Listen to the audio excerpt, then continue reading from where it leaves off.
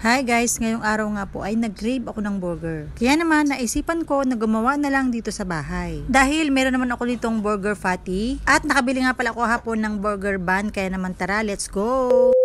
Isa talaga sa pinaka-paborito natin pagkain, syempre itong hamburger guys, aminin natin yan. Kaya naman kung meron ka dyang mga sangkap sa inyong bahay, ay dyan ka na lang din gumawa kasi makukuha mo pa yung lasa na gusto mo and makaka-make sure ka pa na malinis yung inyong kakainin.